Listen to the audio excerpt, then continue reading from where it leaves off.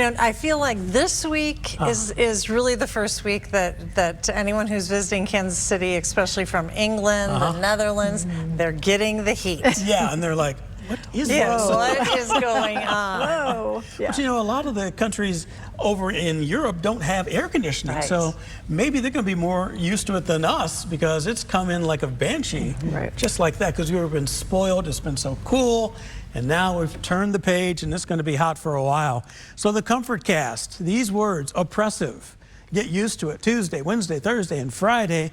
But still, we'll call it sweltering on Saturday. Really not much heat relief, although the humidity will start to lower a little bit.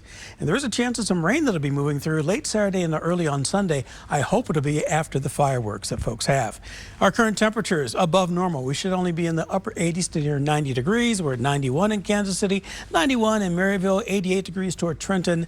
We have a current temperature of 93 degrees out toward Lawrence, just as Katie and Nick were talking about earlier. It was going to be a sweltering day. Staying in the shade as much as possible, and it feels like a blast furnace out there because of those gusty winds. Gusts over 30 miles an hour in Kansas City, 33 out toward Lawrence. Odessa has a current wind gust of 33 or 32, that is. Out toward Warrensburg, 25 mile an hour winds. And they're going to continue across the area coming in from that warmer weather direction. So the hourly forecast, if you're going to be heading out, the winds are not going to die down. You expect them to at night, but that's not going to be the case either. It's still going to be gusty even after midnight. Gusts up to about 30 miles per hour. The temperatures slowly falling back into the upper 70s eventually by sunrise. But overnight, not much heat relief at all, close to 80 degrees by daybreak. And then really the 9-day forecast is going to keep it very warm, to say the least.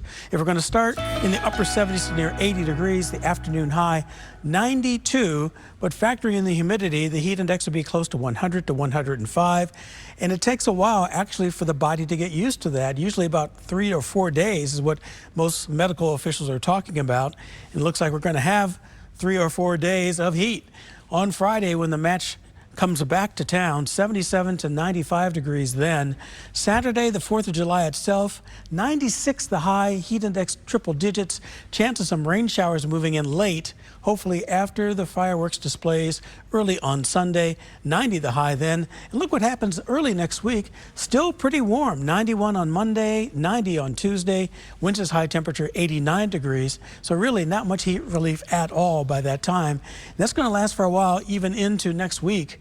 We did have at least above normal readings with this heat dome that's overhead that'll still spread up toward New England. There was some heat relief out to the Pacific Northwest, and even that's going to be shunted back out to sea. So most of the lower 48 still above normal for this time of year.